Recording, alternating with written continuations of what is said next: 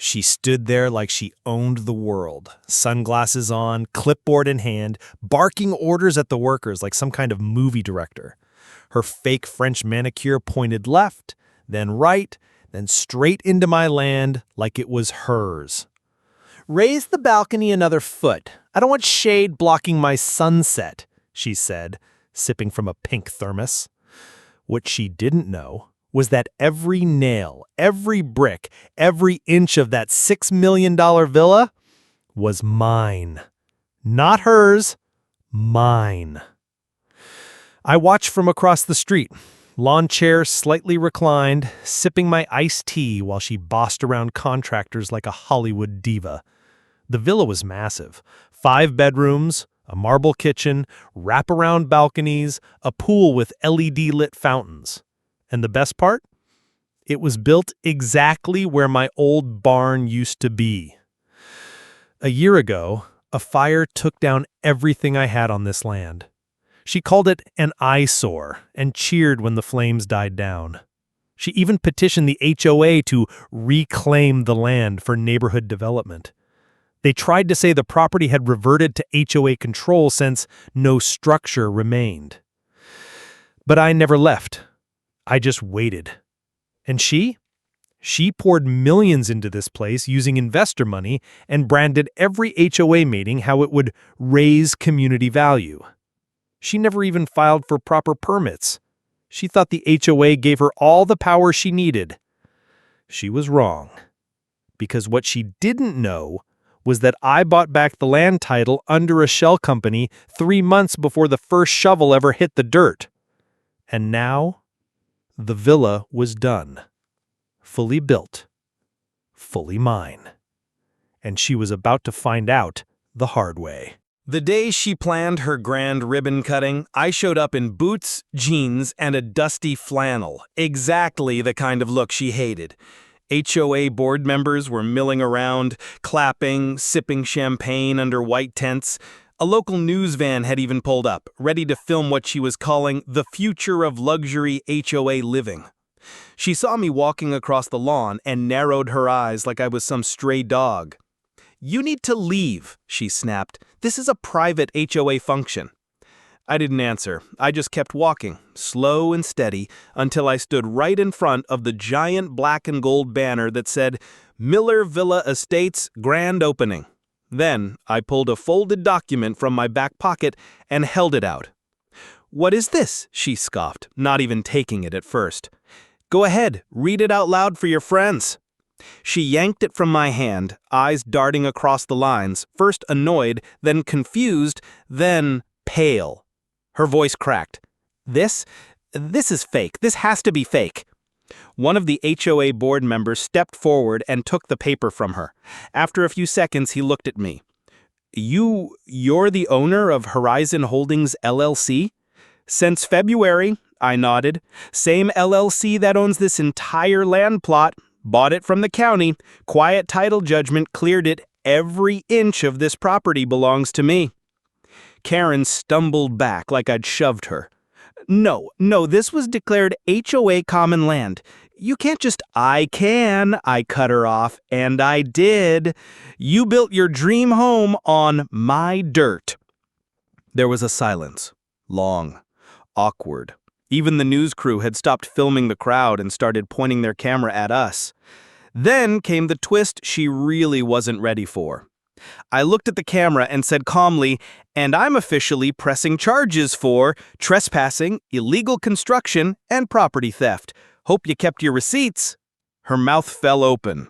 And just like that, her dream ribbon cutting became the opening ceremony of her downfall. She tried to laugh it off. "This is absurd. Nobody's going to believe a hillbilly like you over me. I have HOA backing. I have investors." But nobody laughed with her. The board members stepped away like she had a disease. Even her lawyer, who'd been bragging earlier about Karen's real estate genius, pretended to take a phone call and walked off. I could see the panic crawling up her throat. She was sweating now. That pink thermos she always carried? Her hand was shaking so hard she dropped it. "Don't do this," she said under her breath, stepping closer. "We can figure something out. Split it. I'll give you a percentage once the sales roll in." That's when I smiled, just enough for her to know the game was over. You built a $6 million mansion on a man's land. The only thing you're getting is a court summons. Right on cue, my guy from the county recorder's office pulled up. Gray suit, badge clipped to his belt. He handed Karen a thick envelope. She opened it like a kid opening a report card they knew was bad. Her eyes skimmed the pages, lips moving, brain trying to process the words cease and desist, official eviction, notice of forfeiture.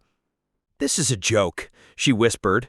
"You can't just steal it from me. This was supposed to be mine. Everyone said it would be mine." That's the funny thing about land. It doesn't care how loud you talk or how fancy your wine is. It only answers to one thing: paperwork. A few people clapped, literally. The HOA treasurer, he muttered, "We told her not to skip permit filing." Then came the final blow.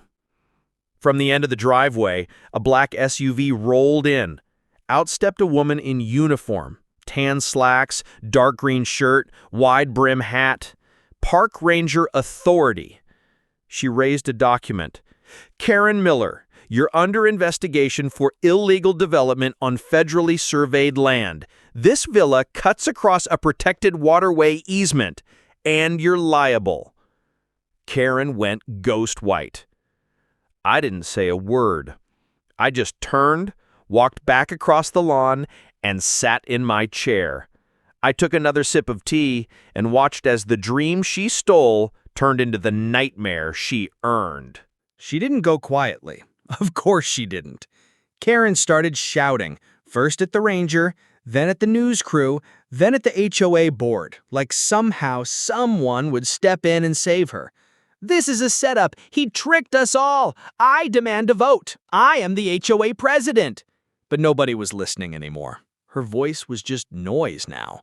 People were filming, whispering, backing away like they were afraid her mess might rub off on them. The ranger calmly radioed for backup, while Karen kept waving her arms, screaming about lawsuits and how dare yous. And then, the moment that really sealed it. Her investors showed up. 3 of them, all in suits. One of them, the guy in the blue tie, walked up to her and didn't even blink. "Karen, you told us the land was clear. You said you owned it outright." "I did," she stammered. I thought I did. I was going to. It was just a technicality." "It's not a technicality when we just lost $6 million. You told us the permits were in progress. You said the HOA had authority. None of that was true, was it?" She tried to respond. Nothing came out. The second investor shook his head and looked straight at me. "Are you willing to sell?" Karen spun around. "You can't ask him that. This is my project. I built this." "No, Karen," I said, standing up slow. "You stole this." And then I hit her with it, the last twist she never saw coming. I reached into my back pocket and pulled out another paper. A copy of the footage. Drone video, time-stamped, high-res, showing every phase of construction, every trespass, every illegal dig. All of it saved, all of it legal, and more importantly, all of it handed over to the sheriff's office last week. You're not just losing this house. You're about to lose everything tied to it: investors, position, and soon, probably your freedom. The ranger gently tapped her arm. "Ma'am, I'm going to need you to come with me." Karen's jaw dropped. "Are you arresting me?"